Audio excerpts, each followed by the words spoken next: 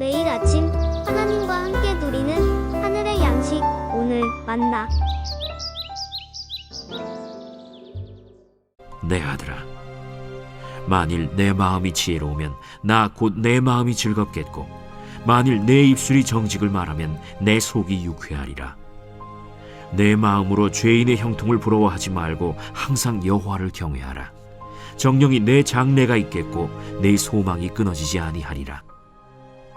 내 아들아, 너는 듣고 지혜를 얻어 내 마음을 바른 길로 인도할지니라.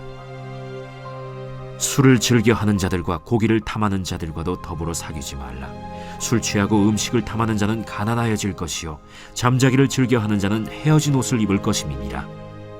너를 낳은 아비에게 청종하고 내 늙은 어미를 경히 여기지 말지니라. 진리를 사되 팔지는 말며 지혜와 훈계와 명철도 그리할지니라.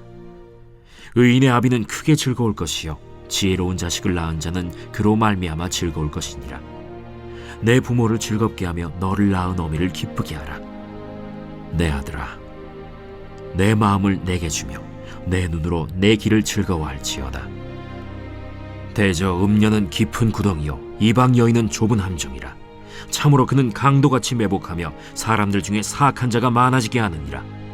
재앙이 네게 있느뇨, 근심이 네게 있느뇨, 분쟁이 네게 있느뇨, 원망이 네게 있느뇨, 까닭 없는 상처가 네게 있느뇨, 붉은 눈이 네게 있느뇨. 술에 잠긴 자에게 있고 혼합한 술을 구하러 다니는 자에게 있느니라. 포도주는 붉고 잔에서 번쩍이며 순하게 내려가나니 너는 그것을 보지도 말지어다.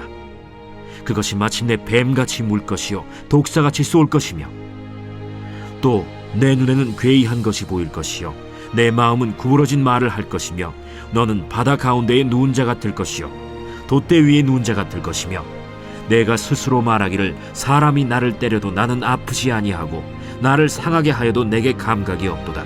내가 언제나 깰까 다시 술을 찾겠다 하리라. 6월 14일 잠언 23장 15절에서 35절. 잠언 23장에서도 계속해서 지혜로운 사람의 여러 교훈이 소개되는데요. 오늘은 17절과 18절의 말씀을 중심으로 함께 은혜를 나누고자 합니다. 17절에 보게 되면 내 마음으로 죄인의 형통함을 부러워하지 말고 라고 말씀하죠. 여기서 지혜자는 우리에게 악인 곧 죄인들의 형통함을 부러워하지 말라고 말씀합니다. 살다 보면 우리는 불신자들이 세상적으로 볼 때 성도들보다 훨씬 더 잘 사는 모습을 볼 때가 있습니다. 하나님을 알지도 못하고 하나님의 뜻대로 살기보다는 자신의 욕심을 따라 방탕하게 사는 사람들이 더 넓고 좋은 집에서 하면서 또 호의호식하고 다른 사람들을 위해서 군림하면서 떵떵거리며 사는 모습을 보게 됩니다. 돈과 힘과 명예가 있어서 평범한 우리는 생각할 수도 없고 누릴 수도 없는 많은 특권과 편의를 누리며 살아가죠. 솔직히 악한 사람들의 이런 모습을 보면 마음이 상합니다. 말씀대로 사는 것이 성도의 본분이기 때문에 부족하긴 하지만 하나님의 말씀대로 살려고 몸부림도 치고 어떻게든 정직하고 바르게 살려고 부단히 노력하는데도 이런 성도의 모습은 모든 것을 누리며 형통한 삶을 사는 악인들에 비하면 너무나 초라해 보일 때가 있습니다. 그러다 보면 내가 지금 잘 살고 있는지, 내가 하나님을 섬기며 말씀대로 사는 것이 정말 맞는지에 대한 의구심마저 듭니다. 일종의 내면적 갈등이죠. 시편 73편을 보면 이런 우리의 고민에 대해서 소개하고 있는데요. 시편 73편의 기자인 아삽도 우리와 비슷한 고민에 빠졌습니다. 악인들의 형통함을 보니 조금 부럽기도 했고 또 그 부러움 때문에 넘어질 뻔했다라고 고백하고 있습니다. 아삽이 부럽고 넘어질 뻔했던 악인들의 형통을 보게 되면 이런 겁니다. 악인들은 평생 동안 병으로 몸이 아파 고생하는 일도 없이 너무나 건강하게 잘 지내고 평범한 사람들이 당하는 인생의 어려움도 전혀 당하지 않습니다. 그런데 그들은 마음이 교만해서 다른 사람들 위해 군림하고 사람들을 조롱하며 악한 말로 상처를 주고 위협합니다. 심지어는 하나님을 조롱하고 하나님이 없다고까지 말한다는 거죠. 이런 악인들의 형통함을 보게 되었더니 오늘 잠언 23장에서 지혜자는 이렇게 말씀하고 있습니다. 내 마음으로 죄인들의 형통함을 부러워하지 말고, 여기서 17절에서 부러워하다는 단어는 나도 그랬으면 좋겠다라는 어느 정도의 간절한 열망을 담고 있는 단어예요. 그러니까 죄인들이 잘 먹고 잘 사는 모습을 보면서 나도 그렇게 살고 싶다는 일종의 열망과 기대감을 우리에게 품지 말라고 말씀하고 있는 것이죠. 우리 안에 이런 부러움이 생길 수 있습니다. 이런 부러움은 오히려 자연스러운 마음일 수 있어요. 하지만 이런 죄인들의 형통함에 대한 부러운 마음을 그대로 내버려 두고 그 마음에 사로잡혀서 죄인들처럼 살아간다면 그것이 문제죠. 우리 안에 생겨나는 이러한 부러운 마음을 제거하고 부러움에서 벗어날 수 있는 방법을 오늘 17절과 18절에서 우리에게 가르쳐 주고 있습니다. 바로 무엇이냐면 시선의 이동이에요. 우리 주위를 둘러싼 죄인들이 어떻게 잘 살아가는지 주위를 둘러보는 것이 아니라 우리의 눈을 사로잡은 죄인들의 형통함으로부터 우리의 시선을 옮겨야 합니다. 어떻게요? 바로 먼저는 위를 바라보고 그 다음에는 앞을 바라보는 것입니다. 우리의 시선을 좌우 주위에서 위와 앞으로 옮기는 것이죠.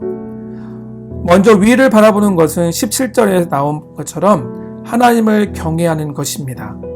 성도는 세상의 방법과 가치를 따라 사는 사람이 아니라 하나님이 우리에게 허락하신 말씀을 따라 사는 사람입니다. 하나님의 말씀을 통해서 진정한 지혜와 바른 삶의 방향과 길이 무엇인지를 발견하고 그 하나님의 말씀에 순종하면서 하나님을 경외하며 살아가는 사람, 이 땅이 아니라 우리의 인생의 주인 되시고 영원한 소망이 되시는 하나님께 시선을 고정하며 살아가는 사람이 바로 성도입니다. 이것이 성도의 정체성이죠.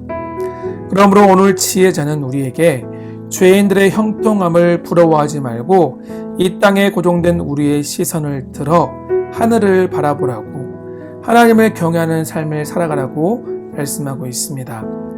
다음으로 지혜자가 우리에게 제안하는 두 번째 시선 이동은 바로 앞을 바라보는 것인데, 이것에 대해서 18절은 이렇게 기록하고 있습니다.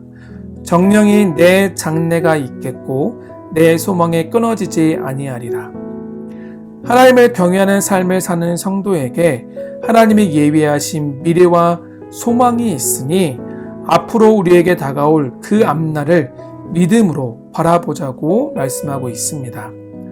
앞서 언급했던 시편 73편에서 악인의 형통함을 보고 부러워했고 또 넘어질 뻔했던 아삽도 고백하기를 비로소 내가 여호와의 전에 들어갈 때 장차 악인들이 당하게 될 심판과 성도가 누리게 될 그 은혜가 무엇인지를 발견하고 정말로 하나님을 가까이 하는 삶이 얼마나 복된 삶인지를 깨달았다고 고백하게 되었습니다. 사랑하는 성도 여러분, 우리도 마찬가지입니다. 우리가 이 땅에서 살면서 당하게 되는 인생의 크고 작은 어려움과 악인들의 형통함 때문에 마음이 너무나 어렵고 때로는 그들이 부럽게 느껴질 때가 있습니다. 하지만 그럴 때일수록 우리에게는 온전한 시선 이동이 필요합니다. 우리 주위와 이 땅에 고정되어 버린 우리의 눈을 들어 하나님을 바라보고 성도가 누리는 특권인 하나님을 경외하는 삶과 하나님이 우리를 위해 예비하신 것을 기대하고 우리의 삶에 행하실 하나님의 크고 놀라운 일들을 바라보기를 소망합니다. 이것이 바로 성도가 걸어갈 진정한 지혜의 길이며 성도가 누리게 될 은혜와 복인 줄 믿습니다. 오늘 하루 우리의 시선을 하나님께로 고정하고 하나님이 우리 인생 가운데 행하실 일을 기대하는 마음으로 오늘 하루 최선을 다해 달려가는 우리 모두의 삶이 되길 주님의 이름으로 축원합니다.